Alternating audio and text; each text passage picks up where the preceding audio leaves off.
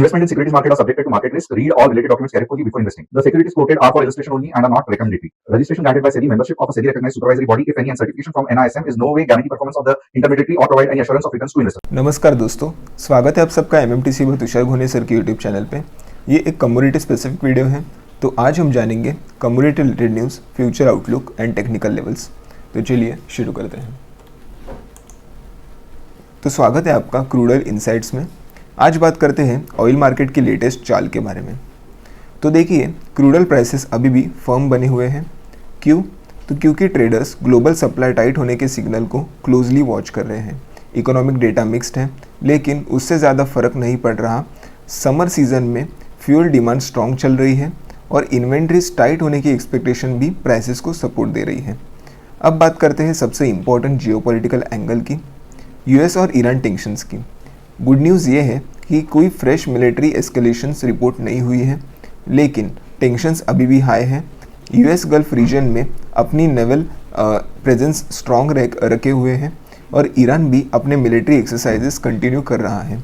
Traders alert mode में हैं क्योंकि कोई भी सडन डेवलपमेंट ऑयल एक्सपोर्ट्स या शिपिंग रूट्स को अफेक्ट कर सकती है। सबसे इम्पॉर्टेंट बात, आज स्ट्रेट ऑफ हॉर्मस या किसी भी ऑयल इंफ्रास्ट्रक्चर पे कोई डिस्ट्रप्शन नहीं हुई है, इसलिए जियोपॉलिटिकल रिस्क प्रीमियम जो प्राइसेस में ऑलरेडी फैक्टर है वो स्टेबल रहा है, बढ़ नहीं रहा। तो बॉटम लाइन कहें तो मार्केट कॉशियस है, लेकिन पैनिक नहीं। सप्लाई टाइटनेस और जियोपॉलिटिकल टेंशंस दोनों फैक्टर्स प्राइसेस को सपोर्ट दे रहे हैं, लेकिन फ्रेश एस्केलेशन ना होने से मार्केट थोड़ा रिलैक्स्ड है। ये तो हुई फंडामेंटल्स की बात है। एक बार चार्ट पे चलते हैं और समझते हैं कि ये कहना क्या चाहता है। तो ये क्रूड ऑयल मिनी फ्यूचर्स का डेली का चार्ट है और हम यहाँ पे देख सकते हैं डेली के चार्ट में वो अभी प्रेजेंट जो कैंडल फॉर्म हुई है वो एक रेजिस्टेंस लेवल पे फॉर्म हुई है। तो हमें यहाँ पे एक रेड कैंडल आज डे एंड के क्लोज में एक्सपेक्ट करना चाहिए, बट देखते हैं आज मार्केट कैसा बिहेव करता है। अगर 1 आवर टाइम फ्रेम में देखेंगे तो मार्केट ने यहाँ से रेजिस्टेंस लेना हुआ हल्का हल्का चालू किया है, बट ये सस्टेन करेगा कि नहीं ये देखना इंटरेस्टिंग होगा। अगर इसके नियर टर्म सपोर्ट की बात करें तो यहाँ पे इसका जो गैप पेंडिंग है जो कि आज इसने फॉर्म किया है वो फील करके यहाँ पे एक सपोर्ट ले सकता है। बाद में कंसोलिडेशन करके फिर से हमें एक गिरावट यहाँ पे एक एक्सपेक्ट करनी चाहिए। चलिए 15 मिनट में जाके इसके स्पेसिफिक लेवल जान लेते हैं। पहले बात करते हैं लॉन्ग एंट्री की। तो दोस्तों यहाँ पे लॉन्ग एंट्री बनेगी ओनली अबाउ 8280, जैसे कि मैंने यहाँ पे मेंशन किया है। हमारा फर्स्ट टारगेट होगा 8310 का एंड सेकेंड टारगेट होगा 8340 का। यहाँ पे हमारा स्टॉप लॉस मेंटेन होगा 8250 का। और अगर शॉर्ट एंट्री की बात करें तो शॉर्ट एंट्री प्लान होगी बिलो 8200। हमारे यहाँ पे फर्स्ट टारगेट होगा 8170 का एंड सेकेंड टारगेट होगा 8140 का। यहाँ पे हमारा स्टॉप लॉस मेंटेन होगा 8230 का। तो ये थे long and short entry levels for crude oil mini futures. बढ़ते हैं हमारी नेक्स्ट कमोडिटी नेचुरल गैस के बारे में बात करते हैं। तो दोस्तों सबसे पहले बात करते हैं वेदर की। वेदर फोरकास्ट बता रहा है कि साउथ, मिड वेस्ट और ईस्ट के कुछ हिस्सों में नेक्स्ट 10 से 14 दिन तक अबव नॉर्मल टेम्परेचर्स रहने वाले हैं, मतलब भयंकर गर्मी। इससे एयर कंडीशनिंग का यूज़ बढ़ सकता है, जिससे इलेक्ट्रिसिटी डिमांड भी ऊपर जा सकती है। और जब इलेक्ट्रिसिटी डिमांड बढ़ती है तो पावर प्लांट्स ज़्यादा नेचुरल गैस कंज्यूम करते हैं, जो डायरेक्टली प्राइसेस को सपोर्ट देता है। अब मार्केट का फोकस शिफ्ट हो चुका है इस हफ्ते के EIA natural gas storage report पे। ये रिपोर्ट बहुत इंपॉर्टेंट है। अगर स्टोरेज इंजेक्शन एक्सपेक्टेशन से कम आता है तो इसका मतलब होगा डिमांड स्ट्रांग है और ये प्राइसेस को सपोर्ट दे सकते हैं। लेकिन अगर बिल्ड एक्सपेक्टेड से ज़्यादा बड़ा आता है तो प्राइसेस पे प्रेशर आ सकता है।